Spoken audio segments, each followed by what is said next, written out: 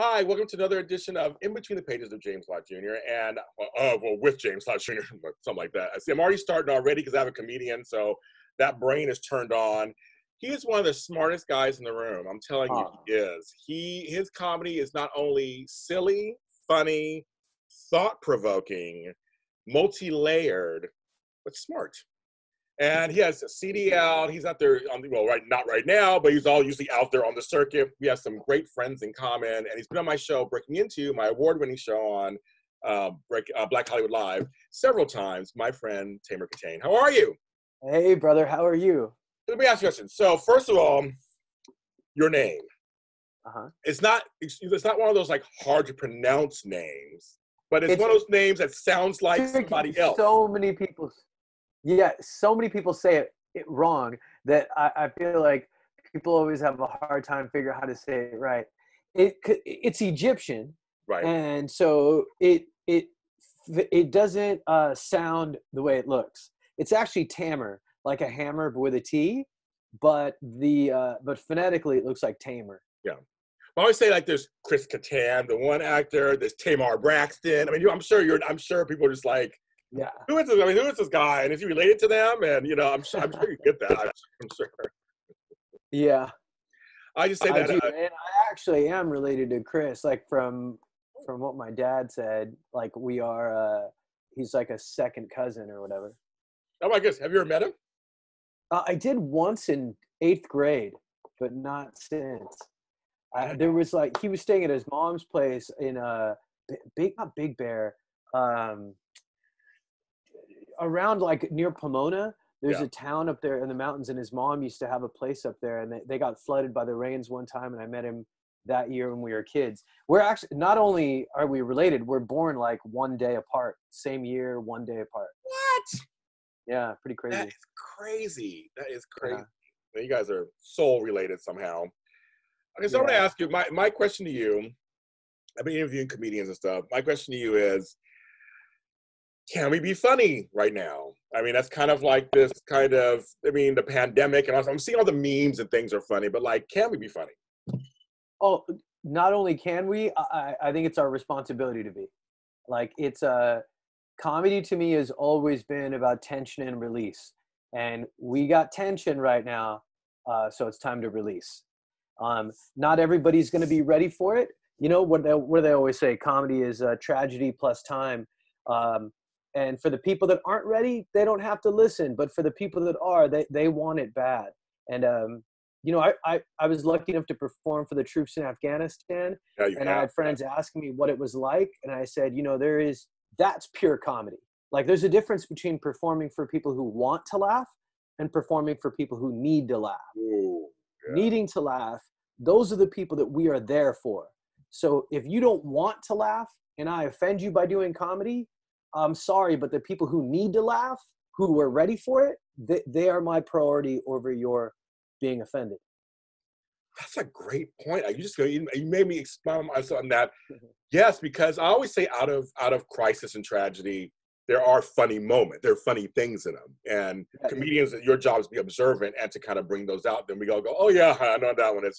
My mother's casket, she fell. You think like her lipstick was smudged. You think of some kind of like funny thing. You're like, it's sad that she's dead, clearly, but it's kind of like there's just one little flaw that's kind of like that is kind of funny. That all this whole time she made sure her lipstick was so clear every day when she was alive, and it's like smudged over here when she's dead. Yeah, I made him laugh, folks. I made him laugh. I'm a comedian. I made you laugh. But you know what I mean? I feel like that's what but I feel like that's what comedy is, right? It's kind of that in the wake of tragedy, there is always a little something in there somewhere. 100%. And hey, like I've studied social psychology a lot in academically in school, and then after, it's just something that fascinates me. I read books like *Sapiens* and different articles from social psychologists, and no one has a definitive answer as to like the purpose of laughter. Like they still don't know, but there's a lot of anecdotal hypotheses, and the most popular one in social science is that when we were cave people, we were under a tremendous amount of stress all the time, probably similar to how we feel now. Anytime you leave your house, you're afraid that you could die. That's the way it was like when we were cave people. And when we were cave people, we'd have these moments where we'd sit around a fire and have a moment of relaxation. And all of a sudden, all those cave people heard a rustling in the bush and they all tightened and were scared. And then a rabbit jumped out and then laughter happened. It was this tension from fear and then a release to know that they were wrong to be afraid. So, you know, I think that's also something to consider when people talk about the need to be edgy, or the need to, why don't you just talk about things that aren't, you know, that don't upset people? Well, because those are the things that people need to laugh for. You know, we need to talk about edgy things because you need to create tension and release. I also feel like it brings attention to serious subjects, but also neutralizes some things too. When we talk 100%. About racism in comedy or something, you talk about that in your comedy and stuff, talk about things that, you know, that it's life can be tough. It can be shitty. It can be totally horrible and everything. But like, we bring it to light, we're almost kind of saying, okay, we all know this happens. We all have been through it on some level. It kind of neutralizes a little bit and brings it to the surface, I guess. I'm kind of thinking that way. Yeah. Oh, especially because we're phonies, man. We're not meant to be top of the food chain. We cheated. We invented fire. You know what I mean? But we are middle of the food chain at best. Yeah. Even a chimpanzee can beat us up. So we are in drag. We're drag kings. You know, we are not supposed to be top of the food chain. Anything can kill us. You know, anything can wipe us out, including tiny invisible viruses. So, you know, life is scary for us. Like, it's you gotta laugh. You gotta survive.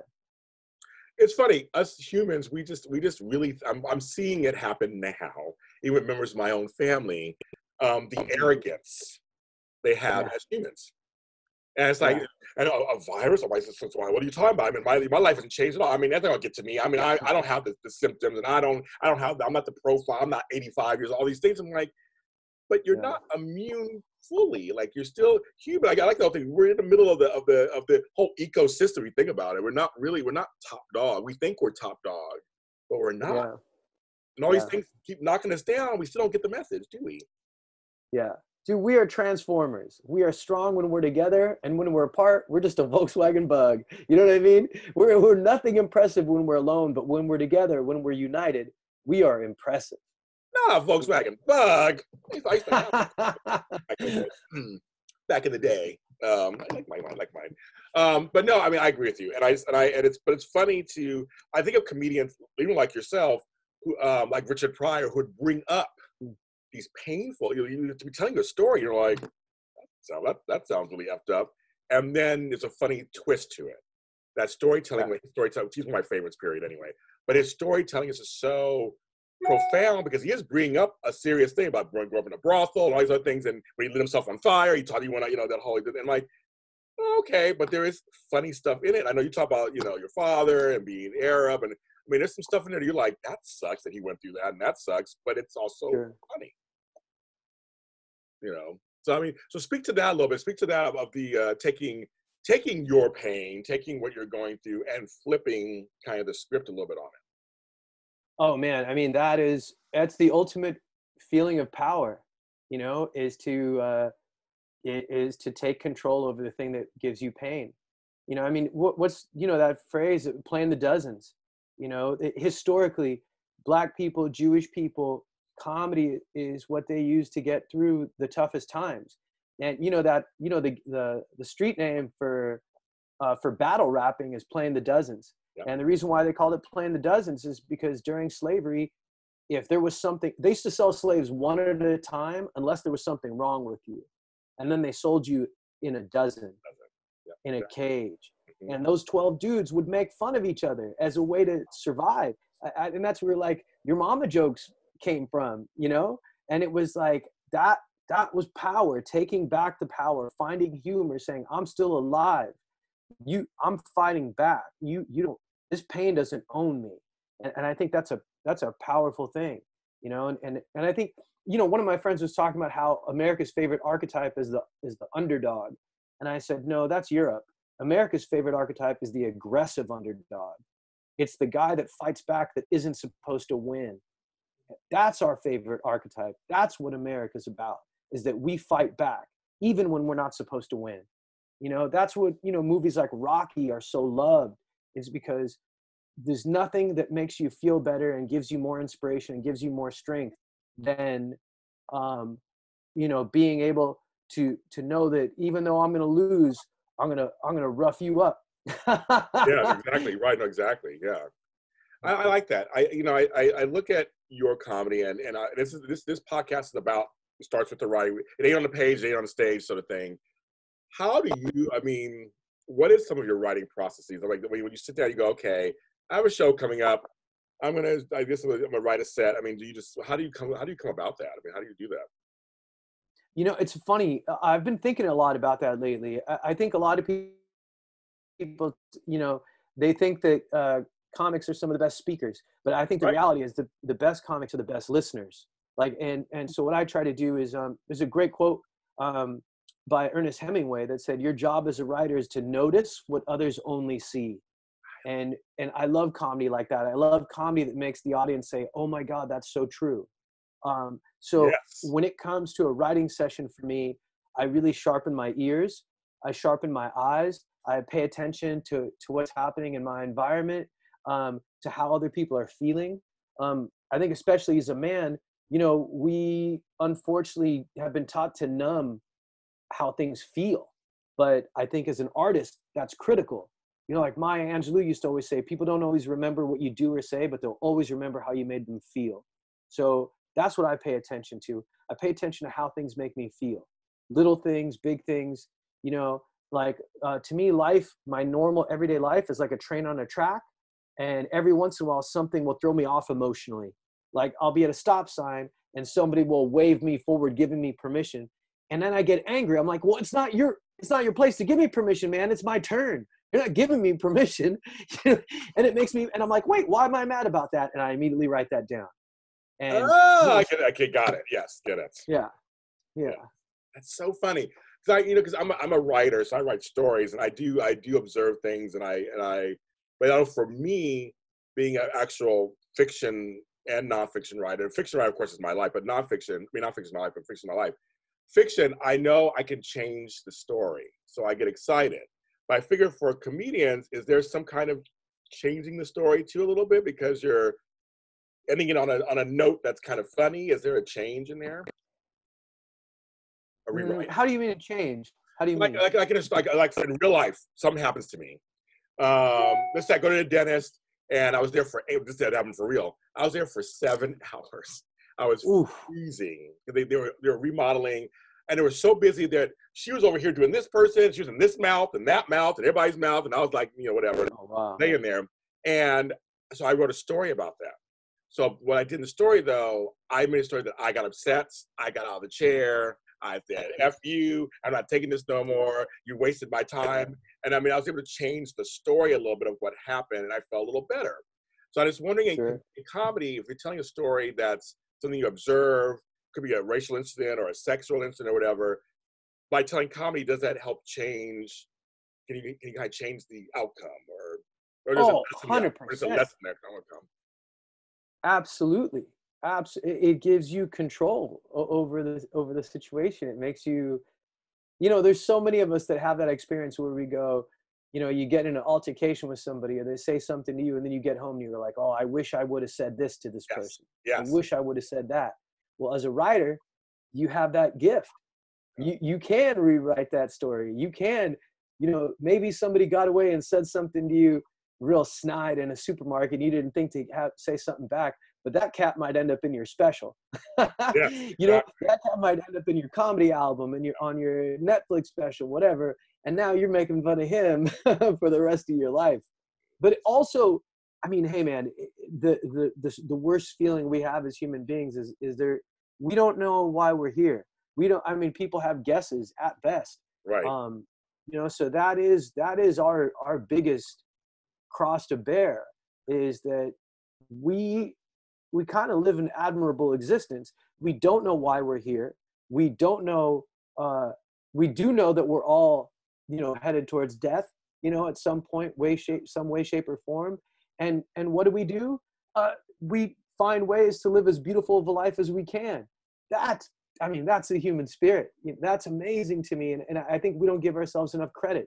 Like that's pretty awesome that we still try to find our purpose. We still go out and get educated. We still go out and make art. We still go out and make friends and build relationships and find love, all the while knowing that none of us are getting out of this.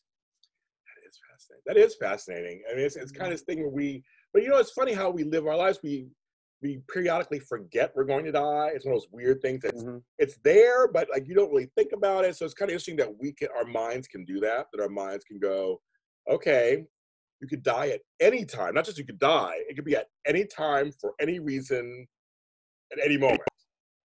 But we don't all walk around living in fear of that. Like you said, we continue life and work it out.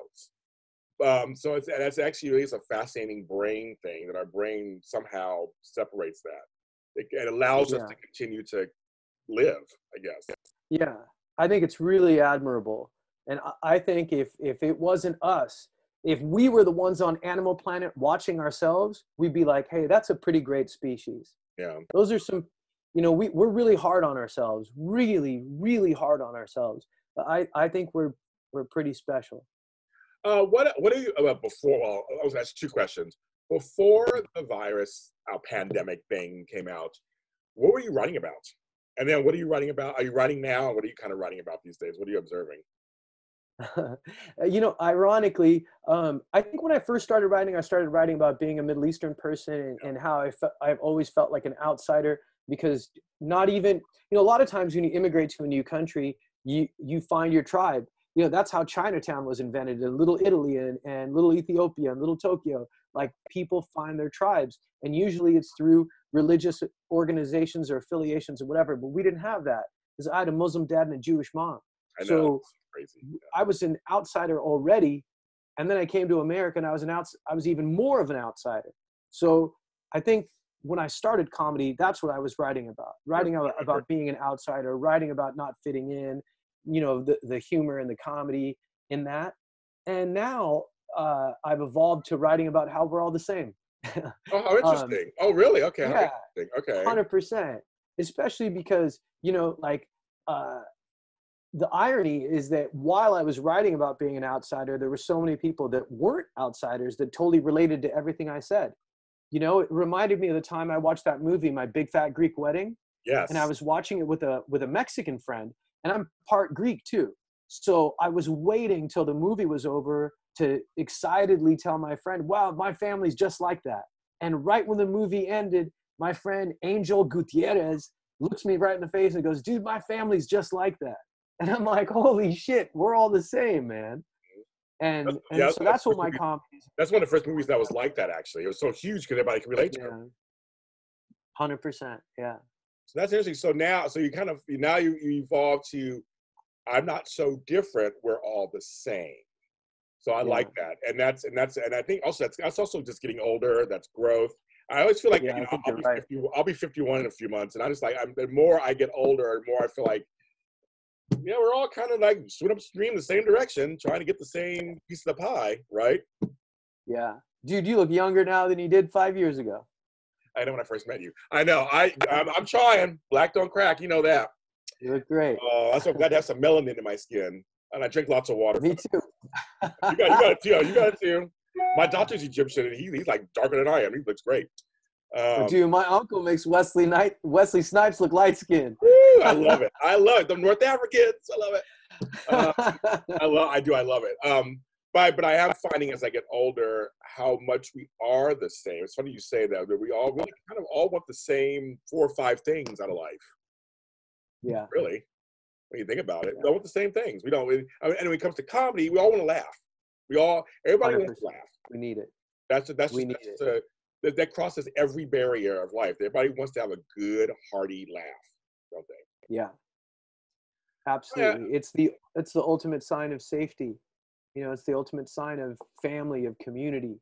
And when we're in a community, when we have big numbers, that's when we're safe. Whether when we were cavemen or now during a pandemic.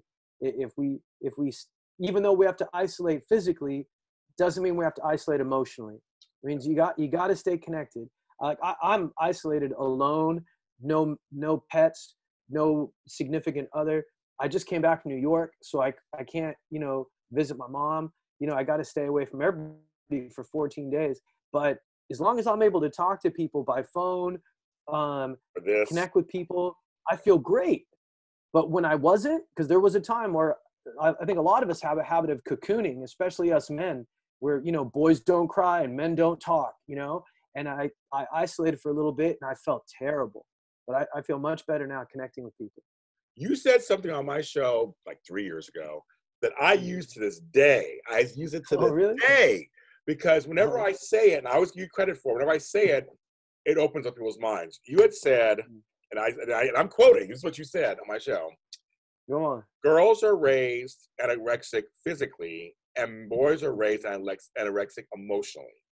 And I remember it was the episode I had all five guys with us. And I remember we all went, ooh, like that was like, not just drop the mic, throw the mic out the street, throw it out the window. Like it was like everybody shut the F up, let him talk. I mean, like it was just like, it was such a, and I use that because there is this whole thing of like not showing emotion, and boys are raised that way. You still straighten up, be the man of the house, like suck it up, you don't cry. Like there's all these things that I heard growing up that I'm still at 50 years old, still trying to break it down. And I cry everywhere. I'm always crying on TV. Nobody laughs at me, but I'm proud of that I can show emotion. I mean, I'll give emotion.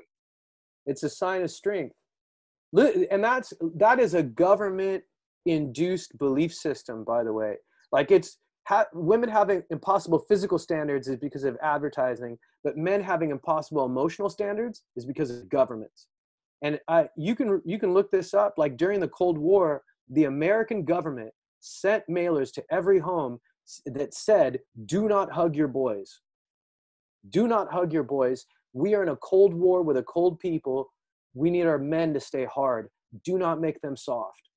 And I have a feeling that during that era of "do not hug your boys" that the government was telling all of America, I have a feeling that that's when phrases like "boys don't cry" came out. And it's not natural. A lot of our fathers, and some people are grandfathers, withheld affection, didn't show affection that way. Yep, 100%. They couldn't. I mean, you and I both have documented our father issues and our acts and things, and I know as I get older now, I'm a father myself and a grandfather myself. I was the opposite, but I with my kids, but I look back at him though now with a little more compassion in a sense, because I'm like, his father didn't hug him enough or tell him he loved him enough. And so then he couldn't really express it to us. Yeah, there was that's right. No mechanism, no tool he had nothing to do that with. That's right. Yeah, I was very angry at my dad for a very long time. And it's probably why I'm still single today at almost 50. It's that I don't know how to connect with other people, because it's almost like being an animal that never primed on another animal. Yes. And then it leaves you kind of a broken person. And until I started going to therapy and realized that my dad was a victim of abuse too, like I said this in some of my storytelling shows, I'm not mad at my dad anymore. I understand that my dad was abused too. And the guy that abused my dad was like a vampire, and he bit my dad, and it turned my dad into a vampire. And then my dad bit me. And now I have to go to therapy so I could be like one of the vampires on Twilight. Okay, that's right. Exactly. Right. Like I can have relationships. I can go to school. I could live in Seattle. You know what I mean? I don't have to live in the dark in a coffin. I don't have to sleep upside down. I could be a human. Right. I know folks are like, well, shouldn't people just do the opposite where they came from? I go, no, you don't understand. For some people, they do that. They do the opposite because they had so much bad, they overcompensate it. But some folks just really fall into the same lines and sometimes don't even realize it until that they're doing the same thing that was done to them. It's like the abuser, the one who's abused starts abusing someone else. The bully is bullies somebody. Like it does. It just happens. I mean, sometimes it really does happen. And you're like, oh yeah. It's software. I mean, you see it all the time with battered women who leave an abusive husband, and then the very next guy batters them as well. And it's like they would rather be with something that's bad but familiar than something that's good and unfamiliar. Familiarity is comfortable to us as human beings. Familiarity is programmed in our brains to mean safety. If you're around your tribe, you're safe from big animals. And that's why we have to like start thinking about our brain and the way it works. Those are the things they should be teaching us in school, that we don't just have one brain. We have two brains in here. They didn't remove the old software and put in the new. They added new software on top of the old. That's why sometimes we act great and sometimes we act like animals, because there's two computers in there. And they don't do a good enough job teaching us to distinguish between when we're using our forward-thinking brain and when we're using our reptilian brain. And it's a problem. It's that whole bear the devil you know syndrome. Mm-hmm. I already know. I know. I mean, yes, you bitch. I mean, how many people have out there have had friends who bitch and moan about their man or their girl, and oh my God, and oh my God, and it's like 15 years later, and they still bitch about their man and their girl, but they're afraid to go out to do anything else or to get anybody else. Like, yeah, they're like, how? I mean, it's like it's like, I know this person's a dick, but it's my dick, so to speak. Yeah. You know, but then trying to go out there and try to meet somebody else, put yourself out there again and try to find, what if I don't find somebody? So they're afraid to be alone versus being in this tired relationship. And I see it all the time. Oh, yeah. And it's validated in science, too. Yeah. Like Maslow was wrong. The hierarchy of needs, he missed a very critical thing before food and shelter. And it was that the strongest human drive is the drive to belong. To belong. So yes. They did studies with where these chimps, on one side, they had a cage that had a blanket that smelled like their mother. And on the other side, they had food and water. And time again, the chimps would starve and stay with the blanket rather than let go of the blanket and have food. And I think that's a human characteristic too. There's nothing. Look what happened with those Nazis in North Carolina. What were they yelling out? We will not be replaced. Yes. We will not be replaced. That's the biggest fear. That's the biggest motivator for people, is the idea of not belonging. I always say, I like that, I agree with you. And I always say, you know, starting from kids, because I've raised a few of the kids, they just want to know that they're heard and seen. And I think one of my other guys who was on the panel with you, Joshua Silverstein, my buddy, another comedian, he's great. He's great too. And he does these great pieces.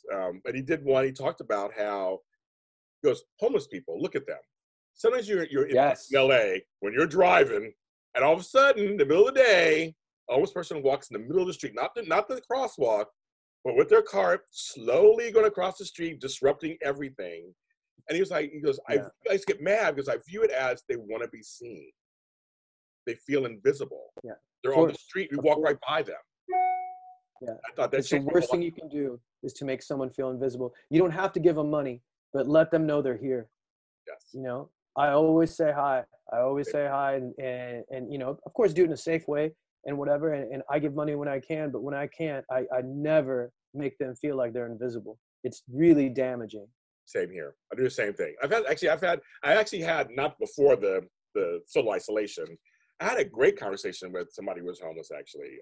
We were talking about just life, and I was waiting for somebody to come. I think I was waiting for my Uber or something, and it was taking too long, and we talked for like 10 minutes. And I didn't have any cash on me, because sometimes I don't have cash on me, and I don't carry cash that much. But he was really pleasant, and we're talking, and I told him, you never know why someone's homeless. You just never know. And I think folks are now seeing how close. I always say we're less than a paycheck away from being homeless. We're less than an injury for making us homeless. I mean, it's like, you just never know why someone's in that situation. Yeah. I think we're afraid of I think a lot of us are afraid of homelessness, but we don't want to admit it. You know, it's the reverse dynamic of watching a great athlete and it making you feel like humans can do anything, you know, and that you can do more. You know, when we watch the Olympics, all of a sudden everybody's working out a lot more, you know, because they get inspired. And I think that's what happens when you look at a homeless person sometimes, is you see the other side of that spectrum, is if you're not careful, if you don't have a support system, that can happen to you as well. And so people are like, I don't want to watch that scary movie. I'd rather just watch the movie with the happy ending instead of the movie with the sad one. But the problem is that those are real people, and they need us to be there for them as well. You know, we can't just change the channel in real life. But see, that's happening now all of a sudden. Yeah. See, now, because we're in this situation where a lot of us can't work, Now people are starting to see the other side of things a little bit and go, oh, this is kind of scary. Now I see what's going on here. And what am I going to do? And they're hoarding toilet paper and water and pasta. You know, like there's all these things happening that I'm like, it's been very interesting watching the last couple of weeks, just how Americans especially, how they're reacting to this. And it angers me sometimes, and it fascinates me most of the time. I'm just going, wow. I had a woman literally, I would tell the story to the end of my life. I'm going into an Albertsons. There is a giant empty shelving that used to be tortillas. I live in the hood, so a lot of people get tortillas. There were 3 packages of these, I mean, like no bigger than this box of the small street taco tortillas. Wheat. Okay. I'm like, okay, because I'm trying to lose weight. I'll get the wheat ones. And so I walk over. This short Mexican woman, probably twice my age, has 2 in her hand. I grab one. She snatches out my hand, goes, mine, and runs. Wow. And this girl over here saw it happen. And I was like in shock. You know, like, when things happen, sometimes you're like, did that just happen? Like she snatched it out of my hand, and ran. And I thought, wow, is that where we come to now? Like really we've come to that. You already had 2 in your hand, but you wouldn't let me have one. And I didn't pull out my camera to put it on everybody, like put it on blast. And, oh my God, look what happened, to get views. I really was like, this is fascinating. That's come down to a little old Mexican lady snatching tortillas out of my hand. And then I told the girl, and she's like, I said, yeah, that's kind of crazy.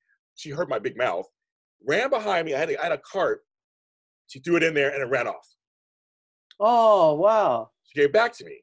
So I'm gonna tell the story for the rest of my life, because I think it's just fascinating that it was like, at first, maybe she rethought it, just going, why am I hoarding these 3? I mean, I don't know what her thought was, but for her to snatch out of my big black man, I mean, she's not scared of a black man? Okay, that's like, go on, girl. But she didn't care.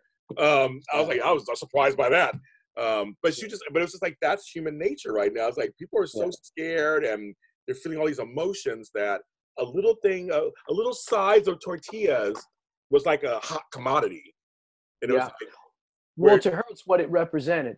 It was the idea of not having it was maybe a family that wasn't eating. You know what I mean? And that was probably her animal brain that was all about survival. And so she's like, I don't care who's in front of me or how big this person is. I need this food for my family.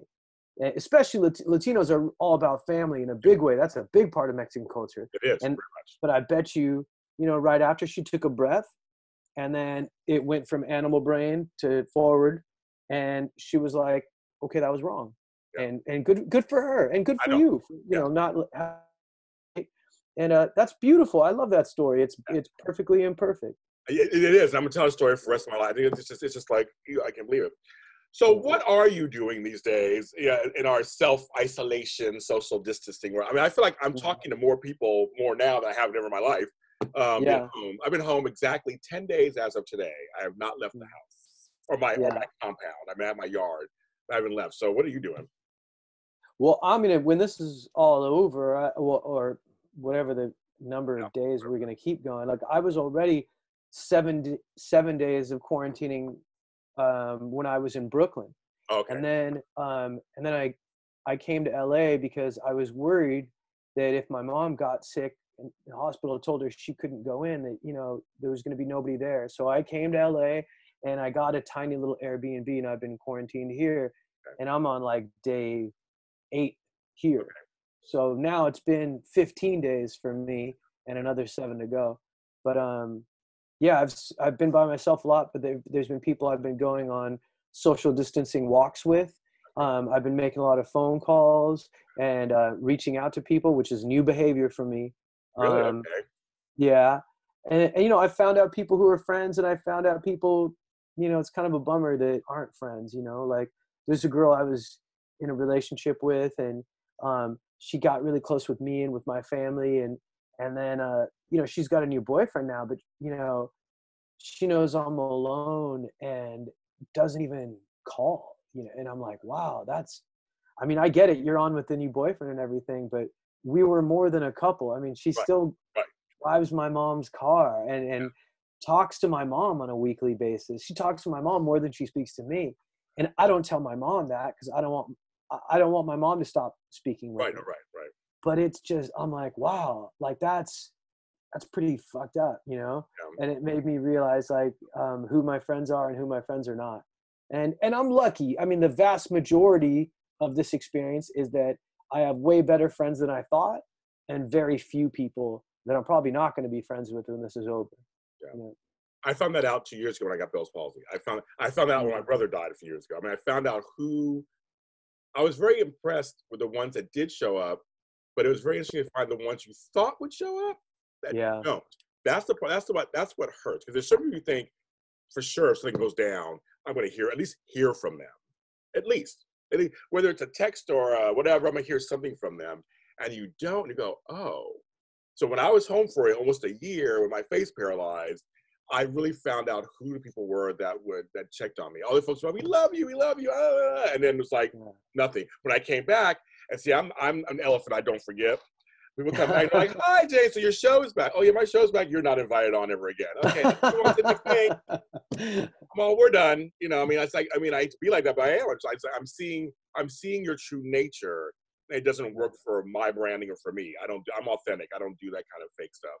But you're right. So this thing too, I've been home for 10 days. It's been actually, I'm actually having a wonderful experience, but I have had a few people that disappointed me. And I'm like, well, there you go. That's just life, I guess. And it's good to find, it's a blessing to find out who is true and who isn't. And some things are, like you say, are for a season, and sometimes that season's over. Yeah. I've been guilty of it myself, man. Like there's another ex-girlfriend of mine who was in a really loving relationship with this guy, and they seemed like such a great couple, and I was really happy for her. And then he died in a terrible car accident. And man, she was on my to-do list for months. I just didn't know what to say. I didn't know what to do. And I think that's another problem, us men. We're solution-based. And women don't always need a solution. They just need you to be there. And, you know, it wasn't easy to reach out, but I'm glad I did. And I'm glad that we're friends again. And I'm glad that I could, be an ear. I don't need to solve her problems. I just needed to let her know she wasn't alone. And that hopefully we'll have a great friendship moving forward. I can't imagine the pain that she must have gone through. I mean, she really feels like life really handed her a shitty hand. Sure. I remember an episode we did together, I talked about that I said my daughters forced me to be present and emotional. Having them, they were just like, we need daddy. We need him to be this. And it was just like, I couldn't argue with them. They're my kids. I love them. It's like, it wasn't like, it was just, they made me, because again, I'm a fixer. That's what it meant. We fix. You tell me a problem, I'll do it without emotion. I can totally, I'm good in crises. That's what people, sometimes they call me. Like, we can call James, because James will be orderly and he can do it. But you're right. I know with the girls, especially, they didn't want me to solve anything. It was like, I just want you to hear, again, I want to be heard. I got to get it out. This is what women do. I got to get it out. I just want to be heard. So I had to learn how to sit and listen, and not go. Just like, don't say, don't. And then girls will tell you to shut the fuck up. They'll tell you. It's like, no, I'm not telling you. Some of them even knew what the answer was. That wasn't about that. It was like, I got to get this out. And I need you to hear me get it out. That I can make, then I can go forward what I'm going to do. Not you tell me, well, you should have done this, and you should have done that. I'm like, or I'll go in and I'll tell them what's going on. Like, no, I'll handle it, but I'm just really upset right now. And that's it's a hard thing for us to learn. Like, I'm like, sentimental emotions. I'm like, okay, if we have to, okay. So we have to learn that. Like, it's a tough thing. Yeah, we got to unlearn and relearn a lot of stuff and listen to our women more. Yes, we do. We should. We're not holding down our women strong enough. We're not. 100%. Yeah, dude. A disservice really, I was talking to this kid the other day. He's like in his 20s, and he's kind of like, he fancies himself a playboy on his podcast, and he's like, man, I wish my girl would wear a mood ring all the time so I could prepare myself for what mood she's in. I wish she just had one on all the time. And I go, dude, she does have a mood ring on all the time. It's called a face. Look at her face. Hello. Look at her face and listen to her words, you fucking dummy. Yeah, exactly. It's all over their, trust me, it's over their face. Trust me. And it is. Ask her how she feels. Fool. She's not an escape room. She's a person. You know, Exactly. I like that. Exactly. Them young kids, they don't know anything. Them young kids don't know anything. You know, dude, they're gonna learn. They're gonna learn. We were all there. We're all there, Tamer. We were all there. So 100%. We were there too. We were there too. Had to, you know, I had to get hit. My mother always said a hard head makes a soft behind, and my behind was soft by my late. Yeah, man, that was me too. My head was hard. My head was a battering ram. Exactly. Stubborn as all. Yeah, hey, that's what happens. You know, I'm a Taurus. That's what happens. We're stubborn. Thanks for being on the show.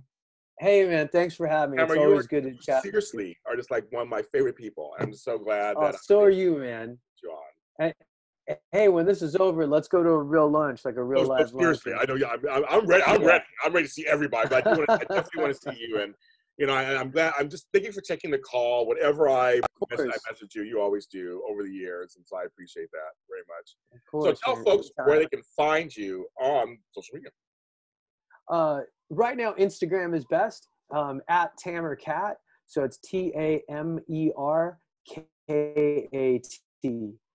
And Instagram is my website's tamerkattan.com, but the shows that are on there for now are temporary. We'll see what happens, but we're gonna go back to normal soon. It'll happen. We will. We're gonna go back. Everyone's gonna go back to work. We're gonna be all super busy back like we were before. We have to just everybody needs to do their part, wash their hands, stay the fuck home. If you don't need to go nowhere, I'm sorry. That's my message to everybody. Just stay home. If you don't have to go anywhere, don't. And if you do, social distance. Like follow. Exactly right. The instructions. Exactly right.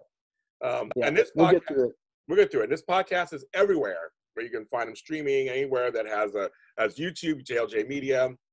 The pages, in between pages of James Lott Jr. on Facebook. You can follow me where all James Lott Jr.'s are sold at James Lott Jr. and all social media platforms. That's all of them. I'm even on TikTok, folks, and I'm a hit over there on TikTok. Yeah. I'm working it out. I'm not doing dancing videos or anything. But I'm doing some stuff out there. I did one juggling video. That's the worst part about this coronavirus. I'm tired of watching comics dance, man. Exactly. They're all like, I'm not doing that, but I'm doing other stuff. Everybody stay safe and sane. Yeah. Yeah.